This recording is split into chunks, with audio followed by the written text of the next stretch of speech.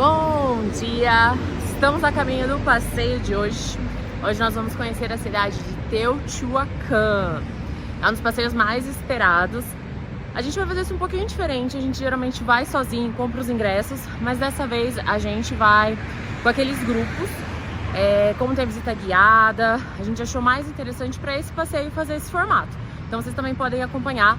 Tem como ir sozinho, você consegue comprar o bilhete de ônibus, é bem tranquilo, mas a gente preferiu fazer assim. Exatamente, ansiosos para ver as pirâmides astecas? Confira aí nas próximas edições. É isso aí, vamos caminhando até o ponto de encontro, percorrendo um pouco mais a cidade do México, para que a gente possa conhecer os meandros, porque afinal, não só nós estamos para percorrer, assim como aprender o meio urbano. Com a gente. Eu queria ter tempo para explicar esse negócio direito, mas o moço já tá gritando aqui que eu tenho que ir embora desse... Desculpa, eu tô na frente da igreja, não posso falar besteira. Editor, corta isso. Fica a dica, não façam passeios guiados de ônibusão. Não façam. E na chegada ao Santuário da Virgem de Guadalupe, nós temos a Praça Monumental, que une a antiga igreja com a nova.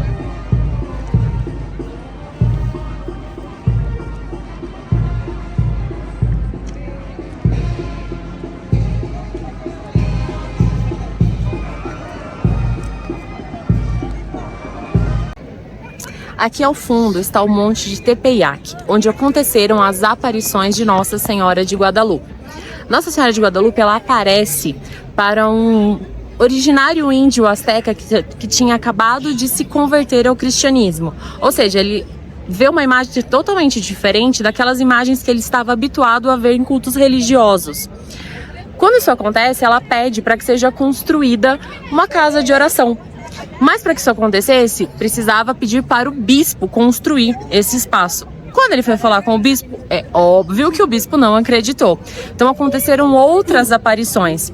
Aqui no México é muito comum, e talvez tenha uma ligação aí com toda a nossa cultura, que quando você entrega flores, significa que você está falando a verdade. Olha que bonito isso. E aí o que aconteceu? Ele pediu para a santa, em uma das aparições dela, que desse uma prova para que ele pudesse levar para o bispo. E aí ela entregou um tecido para ele, cheio de flores, que quando ele abriu na frente do bispo, caíram todas as flores e apareceu a imagem, que é essa imagem que a gente vê hoje da santa. E o que é interessante, ao contrário de muitas realidades e crenças que a gente vê no Brasil a respeito da Igreja Católica, dos santos, não é uma imagem construída, algo artesanal. Nós estamos falando de uma espécie de uma gravura, uma pintura num tecido diferente, sem uma autoria, sem saber como que é. E tem algumas minúcias dentro dessa pintura que chama muita atenção.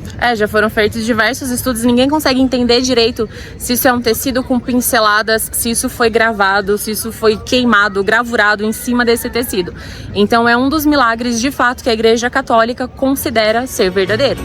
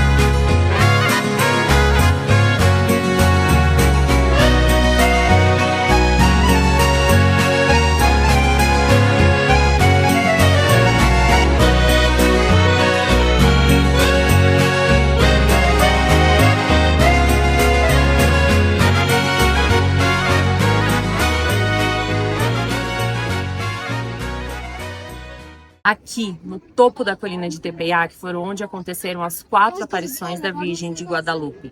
A Virgem de Guadalupe é considerada padroeira do México, onde recebem milhões de peregrinos durante todo o ano aqui no santuário.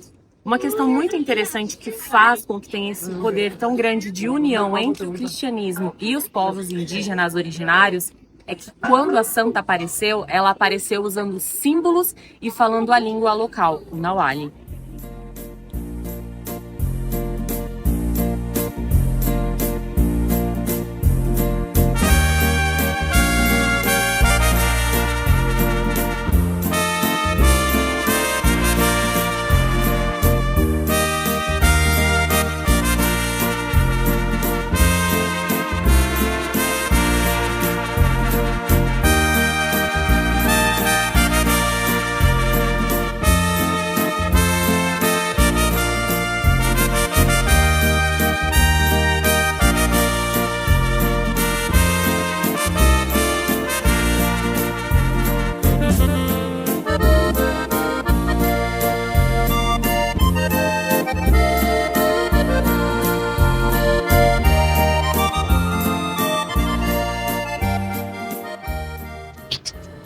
E assim como outras edificações na Cidade do México, o santuário também está afundando. Por isso, nós podemos identificar sérias rachaduras, aberturas no piso, deslocamento das fachadas e do sistema estrutural interno, conforme marcado nas imagens vistas agora.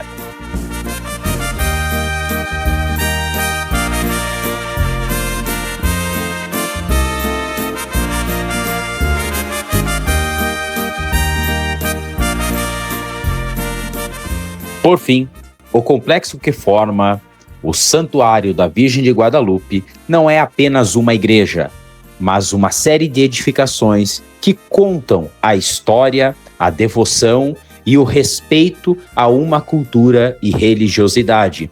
Ainda mais e diferente daquilo que nós podemos observar em outras partes do catolicismo no mundo, a presença de identidades astecas na sua formação construtiva ainda se faz presente nas antigas edificações. E agora, nessa reta final, após essa devoção de fé, vamos para o ônibus e seguir o nosso caminho.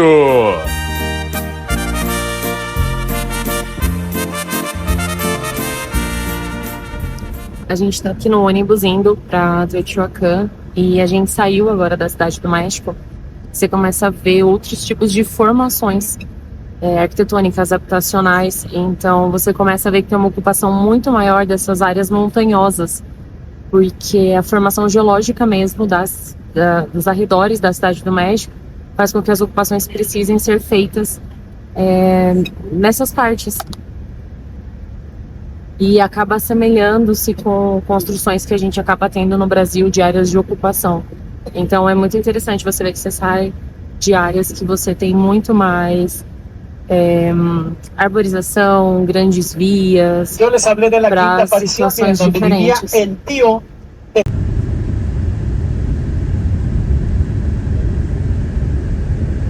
Juan Diego vivía atrás de la Sierra de Guadalupe, un lugar que se llama Coautitlán.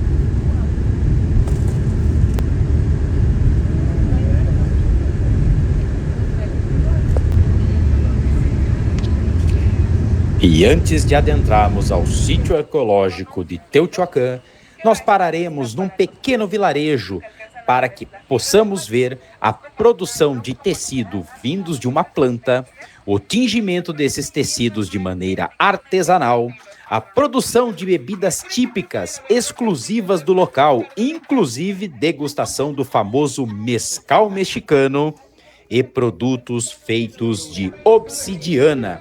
Obsidiana é um vidro vulcânico com um corte igual ao bisturi, ou seja, aqueles antigos moradores de Teotihuacan que não tinham o domínio do metal utilizavam a obsidiana como arma para se defender. Paso firme, misma fe, hombro a hombro hasta que dé. No es suerte, es constancia y unión. Así se mueve el corazón. México.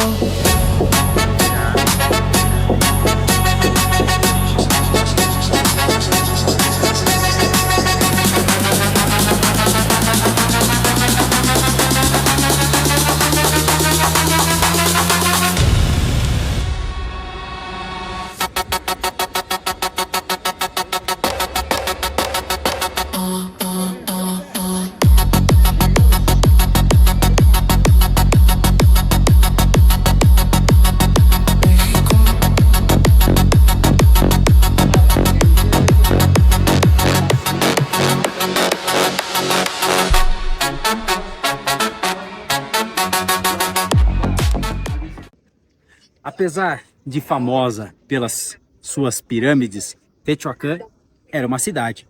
No seu auge chegou a ter mais de 100 mil habitantes, superando o tamanho da cidade de Roma. Inclusive tendo todo um sistema de saneamento, aquedutos, habitações multifamiliares embutidas no seio da sua cidade. Era uma sociedade muito avançada para aquela época. Estamos falando, é muito difícil você conseguir mensurar a idade disso, porque muito se perdeu e pouco se registrou. Mas arqueólogos indicam que a gente está falando cerca de 100 anos antes de Cristo, ou variando de 400 a 500 anos depois de Cristo. Se nós pegarmos esse período, é o período do Império Romano, principalmente. E olha que diferença. Ao ter essa incidência de pirâmides, etc., é o período que tem a queda do Império Romano, cerca de 500 anos depois de Cristo. E olha o que estava acontecendo, na Europa, entrando numa era de devastação, sem saneamento e total desgraça de sua população. Enquanto aqui, na América pré-colombiana, você tinha essa diversidade e essa cultura de se manter cidades muito bem urbanizadas. De longe parece fácil, mas vamos até lá na Pirâmide da Lua para ver se realmente é fácil escalá-la. Ok. Eu acho que eu subestimei a inclinação disso aqui. Olha a altura. Eu acho que eles não conheciam a fórmula de Blondel para fazer o cálculo de escala. Eu quero dizer que a 90-50 aqui não existe, tá? Negócio de acessibilidade não vai ter, pessoal. Mas ela é bem mais íngreme mesmo do que parece a distância. Vamos ver como vai ser.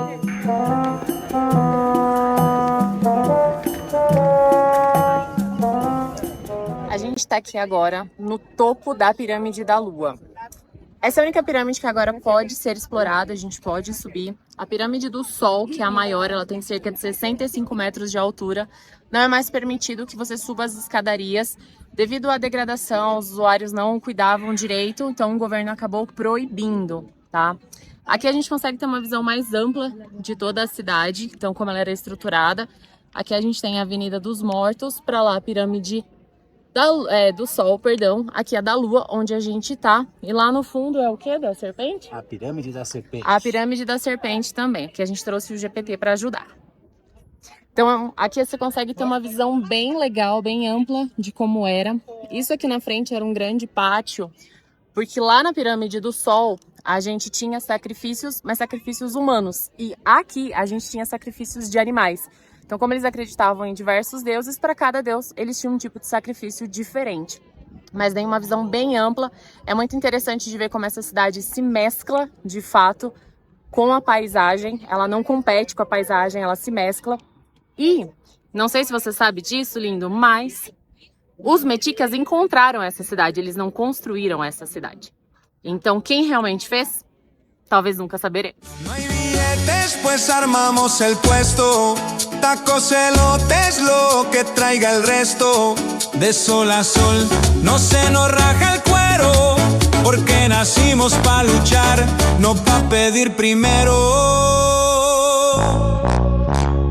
Este 16 de septiembre me da orgullo ser mexicano. Con la frente en alto y el futuro en la mano. Fica a dica, treinem panturrilhas. Treinem as panturrilhas antes de vir, porque É aventura, não é aventura, linda? Eu tô com a minha bolsa da Dora Aventureira. Foi pelo meiuca mesmo, sem segurar em nada.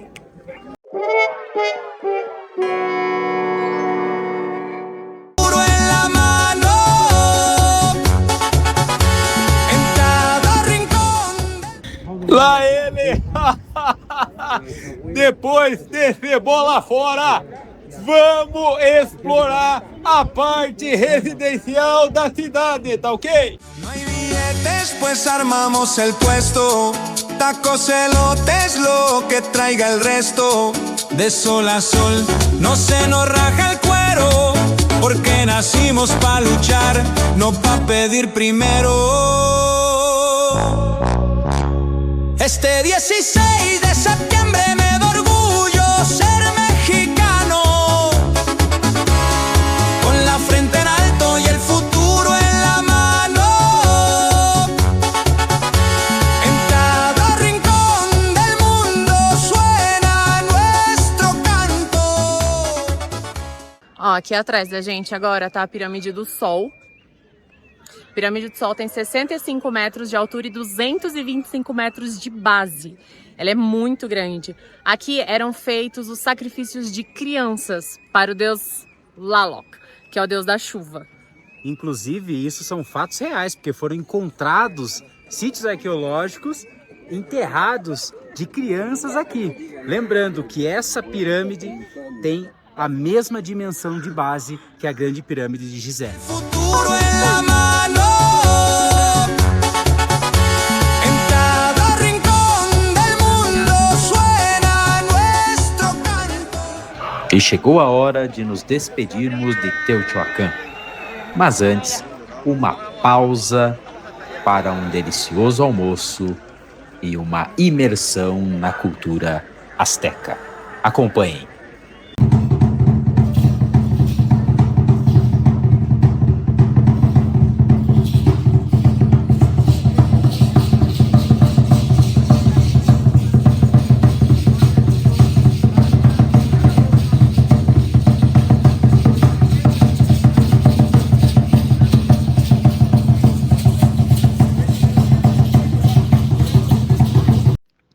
Olha, cansamos. Mas antes de fechar o dia, que tal uma noite de espetáculo?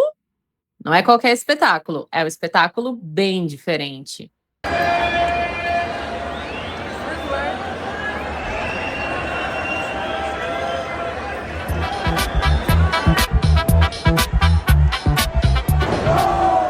A luta livre surgiu no México no início do século XX, inspirada em algumas lutas que aconteciam lá nos Estados Unidos, mas rapidamente ganhou identidade própria. Nos anos 1930, as máscaras transformaram os lutadores em personagens, criando heróis e vilões que conquistaram o público. Desde então, a luta livre virou parte da cultura popular mexicana, misturando esporte, teatro e tradição em um espetáculo único.